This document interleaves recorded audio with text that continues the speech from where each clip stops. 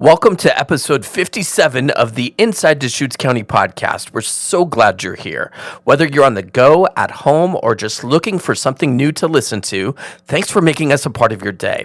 Don't forget to hit subscribe on your favorite podcast app or stream every episode anytime at deschutes.org/podcast. Deschutes County is an amazing place to live, work, and play. Great place to raise a family. I love the weather and the high density. At Deschutes County, we provide excellent service. Beautiful. We're here to help you. Deschutes County is the heart of Oregon. Everyone wants to be here.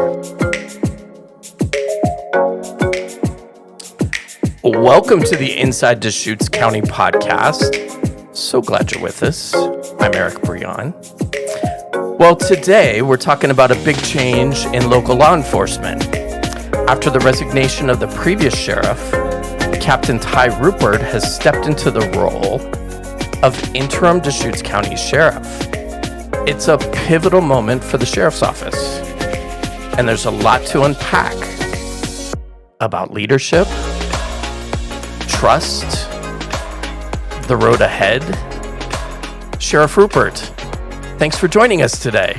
You're welcome. Thank you for the invitation. Have you gotten used to being called sheriff yet? I have not. It's been about 3 weeks now, and it still doesn't sink in. They'll say, "Hey, Sheriff or Sheriff Rupert," and I look around like, "Who are you talking to?" Well, you got to print it on the shirt already. I do. The business cards, all that.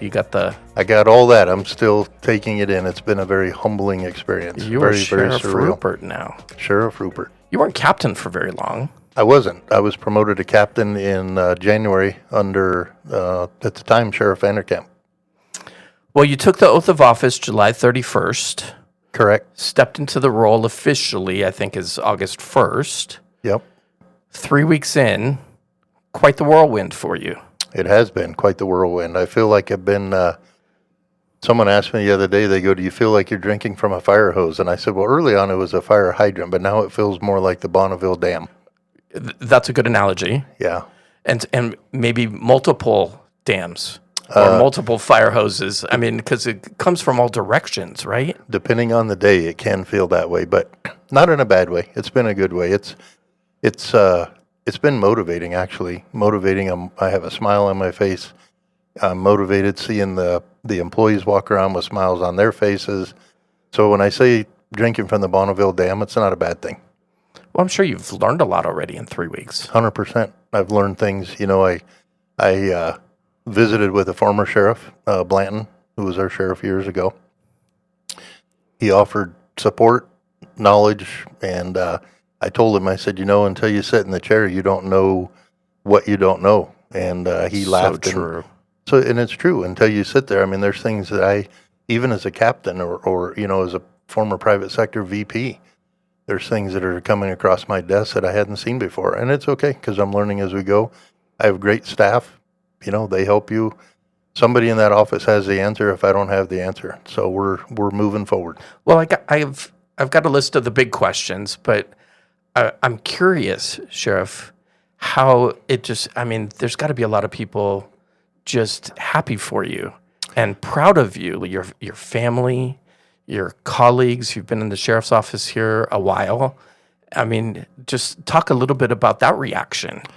Sheriff Blanton told me that you'll have more friends than you've ever had in your entire life in a short amount of time.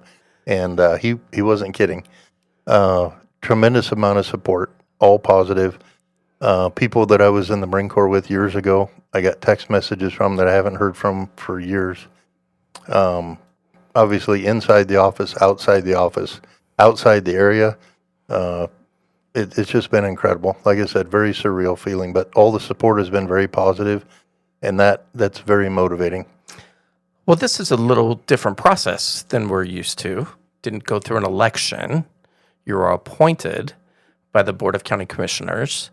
Talk a little bit about kind of people might not even know who you are, because you didn't have the election signs in the yards. And so maybe you can give us a little history lesson about Sheriff Rupert and kind of your background.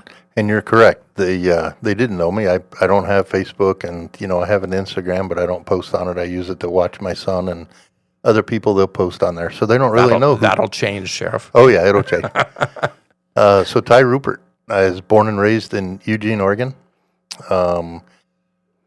I forgot on one of the recent interviews, I was so nervous I forgot the second part of that when I moved in my senior year to Bellingham, Washington, and I ultimately graduated high school from Ferndale High School. I was so nervous I forgot that part, but either way, I left from there and went into the Marine Corps. I served in the United States Marine Corps from 1987 to 1991. When I got out of the Marine Corps after receiving an honorable discharge, moved to Everett, Washington, and ultimately met my wife there.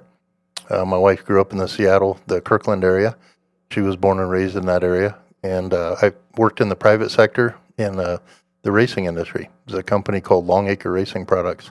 And we built products for the NASCAR and IndyCar racing market. I love race cars. I love cars. And so it was a natural fit. Started out on the shop floor, worked my way up into inside sales and got a job offer here in Central Oregon to move here in 1999 to go to work for a company called Fuel Safe, Aircraft Rubber Fuel Safe.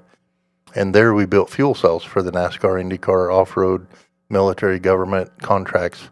I was ultimately came originally as the sales manager and worked my way up and left that company as the vice president. But during all of that time, when I got out of the Marine Corps, I always wanted to be in law enforcement. My father was a Marine in Vietnam. He passed away, unfortunately, when I was 9 years old, 1978. He was 32. He'd got cancer from Agent Orange. From that moment, I knew I wanted two things in life. I wanted to be a Marine, and I wanted to be in law enforcement. So all the years that I was in the private sector, I was testing at different places in Washington. The first place I applied was the Washington State Patrol, and there were 1,800 applicants for 2 jobs. Wow.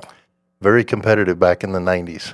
And either way, long story short, I tested at multiple different agencies. If you weren't scoring in the top 10% of the written, you didn't even get an interview. And I'm a person that'll score 89, 90, 91 on a written test. And after about 12 years of trying, while still working and being very successful in the private sector, I thought, it's just not meant to be. And when I was here at Fuel Safe, our company got bought out by a competitor. And my uncle had left there and gone to work at the sheriff's office. His name is Dan Marsh. He worked in our jail. He said, you need to try one more time here. And so I applied here to be a reserve deputy. And I got hired on as a reserve deputy, went through that program. And before that was over, I applied for both corrections and patrol and was offered a position in both. At this time, I was 36 years old, so I was a little older than most of the new cops that they were hiring. And so I chose the patrol route. And that was in 2005. Sheriff Stiles hired me and worked my way all the way up to being here. You are. Now I'm the sheriff. So it's been a very humbling, surreal experience. I don't know if a lot of people would guess you've gone from racing to the racetrack of being in the sheriff's office. A lot of left-hand turns in politics too, by the way. Oh yeah. So yeah, that's quite the journey. The racing was fun it was an incredible job. Had customers all over the world. The NASCAR customers were my customers, the NASCAR teams, and it was a dream job, but I always wanted to be a cop. And so I'll never forget when I had left and I met with Sheriff Stiles and he asked me, he says, because I was a VP at the time, he goes, can you afford to come to work at the sheriff's office? And I said, sir, you know how long it's taken me to get hired as a cop? I cannot not afford to come to the sheriff's office. Yeah. And, I look back at that when I first started here, there was a lot of people my coworkers that looked at me and they're like, are you crazy? You left an executive job to be a cop? And I did. It was my dream. It's what I always wanted to do. I wanted to serve the public. I wanted to make a difference in people's lives, and you can't put a monetary value on that. Probably a lot of reflection going on in this last 3 weeks, kind of looking back at your journey, huh? It's funny you say that. You're the first person. I've done a lot of interviews in the last 3 weeks, and you're the first person that has asked about reflection, and you're 100% right. Even the process of applying with the commissioners, going back and freshening up my resume, I haven't had to freshen a resume up in 20 years because I've been at the sheriff's office for 20 years. Going back almost 38 years from when I left there, when I was in the Marine Corps until now, just reflecting back of everything I've done, and it's been a lot of reflection, but in a good way. It reminded me of all the hard work and dedication that I've put in to get to this position. I would imagine that would be kind of almost emotional. You know, I mean, when you're sitting there talking with your family and going, "Wow, here I am." Emotional is sitting in the sheriff's chair in the corner office and looking out over, seeing the jail and the sheriff's office and the compound, and realizing that you're now responsible for approximately 211,000 citizens, 240 employees, and roughly $68 million. And you, like I said, it's been very humbling and very surreal. I'm very proud of it. It motivates me, but it's been very humbling, though. And so, yeah, the reflection has definitely been a lot of reflecting. Well, let's dig a little bit into the job, because it's a big job. It is a big job. And there've been, I've kind of likened it when I've had conversations with other people just about what's been going on, and we don't have to dig into all of that, but almost like weaving in and out of the traffic cones and not knocking them over. Yep. I mean, you're just like, there's so many twists and turns, and you don't want to mess up. Exactly. And so you've described the sheriff's office as kind of being at a crossroads. And so can you expand on that a little bit and what that feels like, maybe to you personally and professionally, as you move on from what's happened this year in 2025? So I say the crossroads, our office went through a really difficult election cycle last year. And, you could see how heavy it was weighing on the faces and the people that I work with. And the people that know me and truly know me, they will tell you that I put people before myself, and I always have. And so it's hard for me to see the people that I work and care about. Just, it was a rough year. It was a rough year. The election results come out. Kent Vanderkamp is declared the winner. And almost overnight, you saw a shift of emotion where people were excited and motivated. And I was going from November, into the beginning of this year. And all of a sudden the news broke about Kent, and we just saw that motivation just fall. It was almost like it just went off the cliff. So it's kind of, there was this kind of swell. Exactly. And so and then it kind of deflated. It just it deflated. It went off the cliff. Yeah. And, my goal for me is, we work through that. The office can't stop working. It has to continue. The public relies on us. We're here for a reason, to serve our public and keep them safe. And, when things are going bad in their life or at their house or motor vehicle crash, no matter what it is, at that moment, they don't care about the drama that's going on in the sheriff's office or what the sheriff did or what's going on. What they care about is one of my teammates showing up, making a difference in their life, saving a life, helping them, whatever it is. And so our office can't stop moving. And it didn't. It didn't. It in some aspects, people felt like, and I say it didn't stop moving because our service didn't stop, but that wave that you were talking about, that swell, that stopped.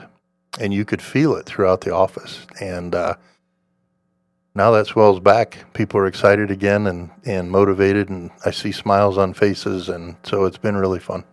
It's kind of, you've almost got a split job, Sheriff, because you're rebuilding the trust in the office and then in the community, and then just trying to do that at the same time got to be difficult. So how do you regain, rebuild that momentum that fell off the cliff? Well, fortunately, I have a very good work ethic. I think that was developed long ago. But being a former private sector guy, especially, and I'm not afraid to work. I went, I believe, the first 2 weeks almost without a day off. And that's my dedication, to the commissioners for appointing me and the public that I serve and to the people that I work with. Public outreach. Correct. So that's got to be a part of it too, right? It is. I mean, you've talked about town hall meetings. You've talked about coffee with the sheriff. So that's the public side. Yeah. I imagine those are tactics, strategies. The sheriff's office has to be strategic, right? So you got all and then and then you got the office itself, and the, all the deputies, all the, Yeah. all the people that you're managing. And so how do you do that simultaneously? Well, back on the last question you had on the trust, it's important. I have split duties between the citizens and the office, and I've been there 20 years. People have known me for a long time, but I feel after what we went through under Sheriff Vanderkamp that I'm starting all over again. It's up to me to rebuild that trust, to show people that they can trust me, even though they've worked with me for 20 years. In my mind, I feel like I'm starting over, and it's okay. I've said this before. It's okay because I know who I am as a person. As long as I stay true to myself, that doesn't worry me. As far as rebuilding the trust with the community, under the first two sheriffs I worked for, I saw a lot of community engagement with the community, and even under Shane Nelson originally, a lot of that. But then some of it over the years just started eroding away. And, people hadn't seen sheriffs out in town for a long time. And it's important that we get back out there. We work for the public, and ultimately they're the ones that decide if you hold that office or not. We're a community partner with them. They pay our salaries. So it's important for us to be out there. I plan on doing, like you were saying, the town halls, the coffee with the sheriff meetings. I want to do it a little different. I want to take some of the people I work with, whether it be, inside our office, whether it be from corrections side, maybe our HR folks, just different people that I have the pleasure of working with every day that our citizens don't ever get to see. Patrol some of our commanders, lieutenants, and I want to go out, not all at one time, obviously, but 2 or 3 at a time, and have different meetings throughout the community in different areas. And I want to hear from the citizens of what we do good, what they appreciate about our office, but I also want to hear the other side. The way we get better is if I'm open-minded and listen to what their concerns are of what they want. And then we take that information and we apply it, and hopefully we can better serve our community. Yeah, because they're watching. They're watching. They're watching closely. Yes, they are. And how do you reassure them that this is kind of a clean break from the previous sheriff, and that, how you plan to be different? So for me, the clean break, it has to be a clean break. Vanderkamp's not with us anymore. Our office have made it clear that we're moving in a completely different direction. Recently held a meeting inside with some of our patrol lieutenants and sergeants, and I actually had one of the captains open the door to the room, and I said, "Past practice just walked out. Close the door. Starting today, we're going in a different direction." And I truly mean that. And it's just going to take time. As we all know, trust isn't built overnight. It's built over time. And I think following up with what I'm telling the citizens and our employees of what I'm doing, and then backing it up by doing that, and just having that engagement with the citizens. And the more they get to know me, that trust will come back around. I've always been a person of my word. When I was in the private sector, my customers could always rely on me as being a person of my word. I was raised very old school, and so my word is very important to me. If I say I'm going to do something, I'm going to do it. One of the hardest things I ever had to do in my career was when you're working with everybody and then you're managing those people, all of a sudden you have to kind of change your style, your leadership style, your management style. You can't hang out with everybody anymore. You can't, granted you were a lieutenant and a captain, you were managing people, but do you find yourself kind of changing a little bit in terms of how you're going to lead the office? I don't know about changing. It's important that I stay true to myself. I've always worked under my title does not dictate who I am. I dictate who I am as a person. My title does not change who I am. So I don't know that you'll see much change of who I was as a lieutenant or as a captain. I've had a lot of the deputies or the office staff. They come into the sheriff's office now and they just want to check on you, see how you're doing, and but there are going to be changes as a sheriff. As a law enforcement officer, our people's eyes were under the microscope anyway. As the sheriff, even more, and so you always have to keep that in the back of your mind. I'm always professional, whether I'm on duty or off duty, because I'm never off duty. So. So I don't know that that'll change a lot. I mean, I won't be hanging out at parties, but I'm not a party person anyway. So if that's what you were alluding to, I'm not a party guy, so I'm not going to be there. I wasn't trying to give it an inside scoop on the sheriff's party life, but yeah. Well, one practical area that you've mentioned is traffic safety, especially expanding, I think, the community action target team. Correct. Did I get that right? It is, yeah, the CAT team. What are your immediate plans there, and how do you see it benefiting the community? I want to kind of dig into some of the practical things that you're kind of targeting as you move forward. So part of me, in my role as a sheriff, I want to evaluate every unit that we have. I want to listen to the citizens and see what's important to them. One of them that we do hear often is the traffic. Can you bring up the CAT team? The CAT team was put into place several years ago. Unfortunately, we've traditionally always been short-staffed. So the CAT team was never really able to operate the way that I think the inception of what it was supposed to be. When we're short on patrol, they pull guys from the CAT team and they plug them back into patrol. Right now we have one person. Sergeant Harding is our CAT team single traffic person. Eventually, I'd like to expand that because a lot of the complaints that we will get are, hey, have you seen how fast people drive from Bend to Redmond, or Redmond to Sisters, or any, name it around the county? And they follow the speed limit, Sheriff. No, they don't. I can take you out for a ride along. They don't follow the speed limit. And the thing is, right now we're working on increasing our staffing on the patrol levels and corrections. We've been short-staffed for years, and we need to get those numbers up. Hopefully, by doing so, we can put that CAT team back to work. I'd like to ultimately have 4 people on that team. When I started here in 2005, we had a traffic team back then, and it was 4 deputies that worked traffic independent from patrol. The advantage of that is they get to focus on areas, and I don't want to scare people. I don't want them to think that we're going to be out there just writing tickets all day. That's not our job. Part of that is education. You don't always have to write a ticket to gain compliance, and at the end of the day, that's all we want to do is gain compliance. And that can always be through education, too. It doesn't always have to be through a citation. And that helps build trust, too, right? I mean, 100%. Yeah. 100%. Yeah.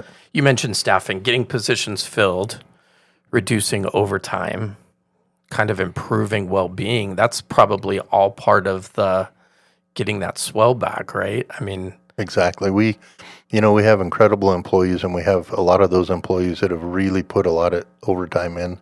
And I appreciate and respect their dedication to our office. I do. But at some point, it's not sustainable. You can't expect people or have people working, 30 to 50 hours a month overtime for an entire career. It's just not sustainable. So we're focusing really hard on how many people that we can afford to have and still be sustainable and be fiscally responsible to the citizens. We've pretty much identified that number, so we're working on filling those. We sent 8 people to backgrounds last week. For patrol, we have people currently in corrections backgrounds. And so once we get those numbers up, it takes time. They have to go to the academy. They have to get through FTEP. They have to get trained. But once we get those people into place, which ultimately, depending on if their lateral will be 12 to 18 months from now before they're fully operational, especially on patrol.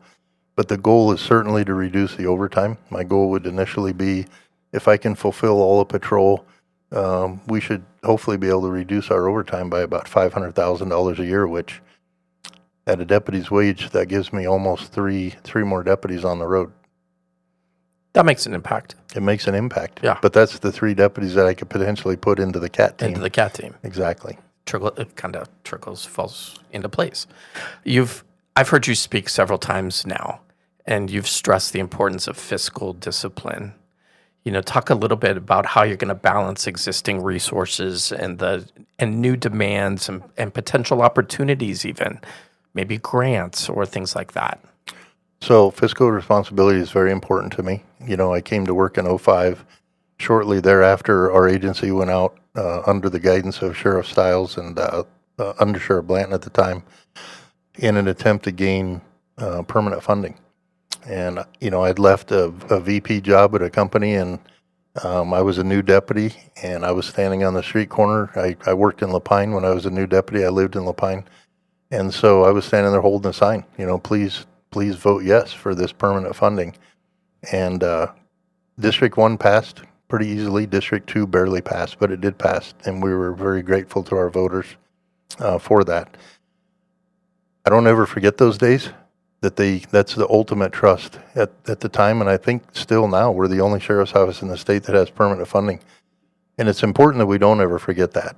And for a lot of years, it feels like our office spent very recklessly, almost to a point that the culture shifted to where we have people that think that there's a money tree, like there's just endless amounts of money, and that culture is not okay. It's very dangerous, and we have to get back to being very, very fiscally responsible. We have to make sure that we limit our spending, we spend our money responsibly.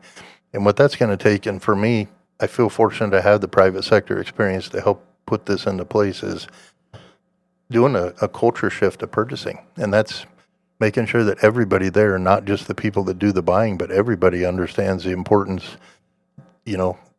One thing that comes to mind is the importance of saving money. One of the things that comes to mind is when I was a new deputy, if I got a hole in my uniform shirt, we would take it in and get it stitched up. And just changing that mindset that that's okay versus I need a new shirt. And that's a simple thing to talk about, but there needs to be a cultural shift back to where people understand that we are on a budget. We can't live outside our means. It's no different than your personal household. There's only so much money that comes in. If you don't have the money to go on vacation, you can't go on vacation. Got to balance that checkbook. And we got to get back to where we're not going on vacation and that we're being fiscally responsible, because we owe that to our citizens. Well, 2026 isn't too far away. We're a few months, about 3.5 months out. You said you're planning to run. I am. So what vision do you have for that as you now balance the interim duties, which are 18 months, I believe, and, kind of balancing this interim campaign with what the future holds for you personally? So I do plan on running, but right now my primary focus has to be stabilizing our office, continuing to boost that morale, be out in the community, rebuilding that trust with our community. There will be plenty of time to run, as we get further into that election. But I do plan on running, but it's not my primary focus right now. My primary focus right now is making sure that we're trying to stabilize our office and be fiscally responsible to the citizens. And I think if I do all of that, everything else will fall into place. But there will be time next year to run, and when that time comes, then I'll focus on that. Obviously, I'll have to, but I'm the kind of person that I'll never lose sight of the primary focus, and that is the promise that I made to the citizens and the commissioners and the people inside that I work with, and that is to make sure that I stabilize our office. I've only known you a short time, and it seems like you're about the work. I'm all about work. Work and making sure that your people are, feeling good about what the work that they're doing. Yeah. Is that fair? 100%. I care more about them than I do me, to a fault. I got to learn to balance. It's important that I, take a little bit of time for myself. But like I said earlier in this, people that truly know me know that I care about the people I work with immensely, and that translates into caring about the citizens, because if they'll take care of the citizens, I'll take care of the citizens. And but yeah, I'm all about the work. I'm not shy to work. Last week I was sitting there in my office. It's 5:30 Friday night. A friend of mine called, and he's like, "Hey, are you still at work?" And I said, "I am." And I look out the window, and the only truck in the parking lot out the front window was mine. 5:30 on a Friday night. And I was there a little bit longer now, but that's just who I am. I don't look at the clock of what time I need to run out of there. I leave when I feel that I have gotten to a stopping point for that day. I mean, this is stressful work. It's stressful, but how are you going to decompress? I mean, besides all the parties that you're attending. yeah, we got to clarify the parties. I'm not a party guy. No parties. Yeah, no parties. Let's clarify that. For me, decompression is spending time with my family. My wife and I have been together for 33 years. Next month, we celebrate 30 years of marriage. Congratulations. We're putting I'm going to probably be in trouble for saying this. She already knows, but there might be some of our listeners that are going to be like, is he crazy? We're going to postpone the 30th anniversary trip that we were going to take, and she understands. Right now, I don't think with the recent appointment, I don't feel comfortable leaving the office. Not that I don't trust the people I work with. I just think it doesn't look good. You know, I took a vow to stabilize our office, and that's the most important to me. And when the time is right, then we'll reschedule that 30th anniversary, and we'll go enjoy our trip. Where are you going? She wants to go to Mexico. Okay.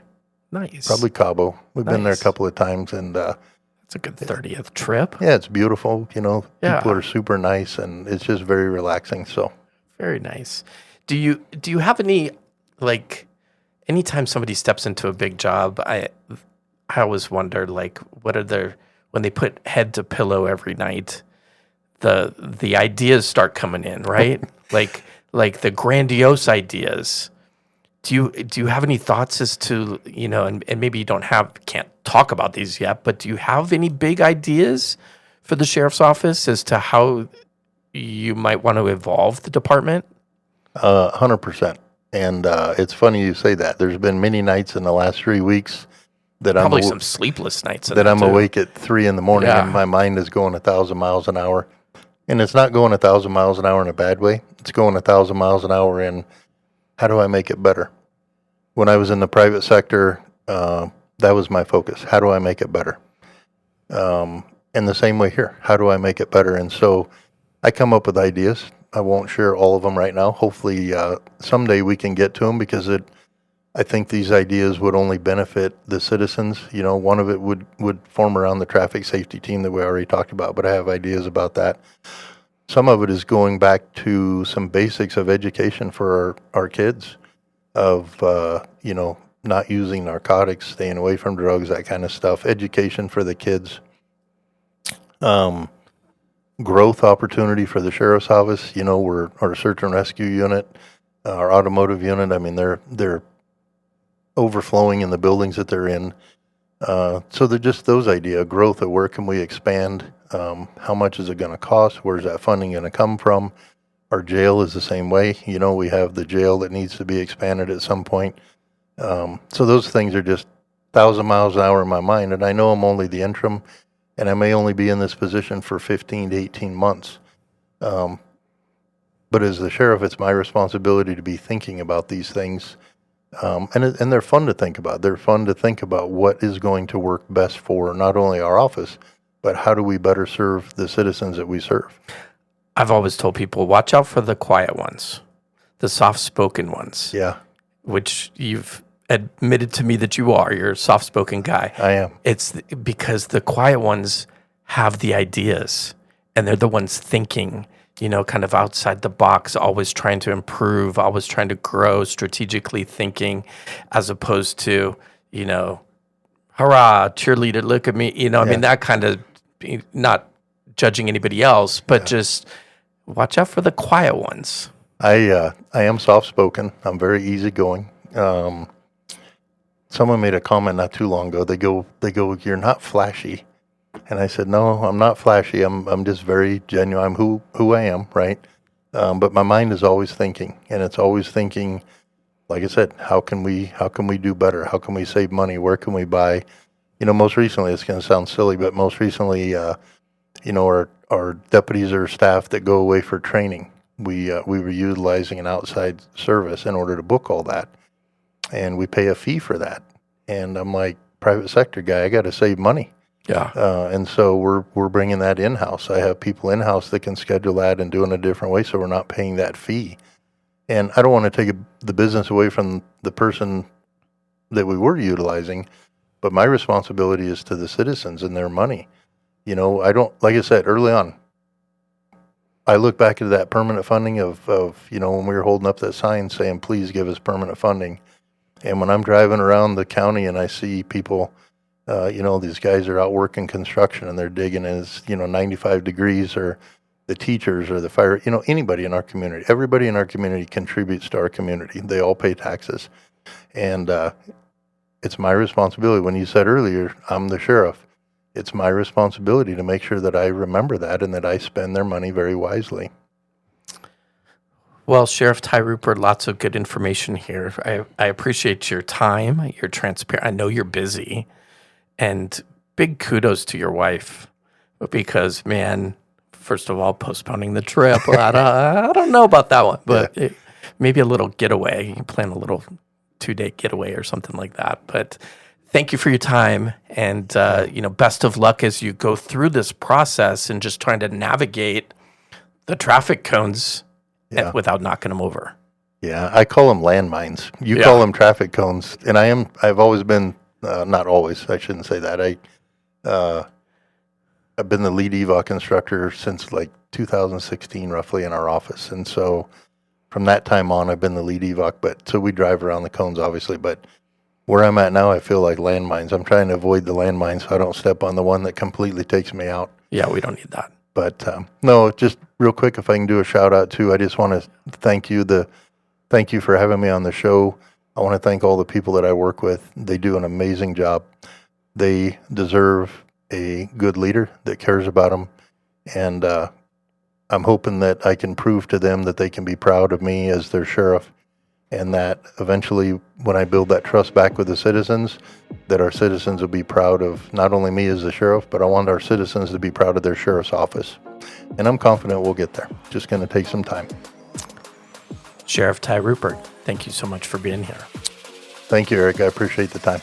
My thanks again to Sheriff Ty Rupert for joining us and sharing his perspective during this pivotal time for the Deschutes County Sheriff's Office. We hope you enjoyed the conversation. We'll continue to follow developments at the Sheriff's Office and share updates along the way. To learn more, visit Deschutes.org or follow us on the county social media pages or the Sheriff's Office social media pages as well. A friendly reminder, you can find Inside Deschutes County on Apple Podcasts, Spotify, Amazon Music, YouTube Music, you name it, or stream episodes anytime at Deschutes.org/podcast. But until next time, please be safe out there.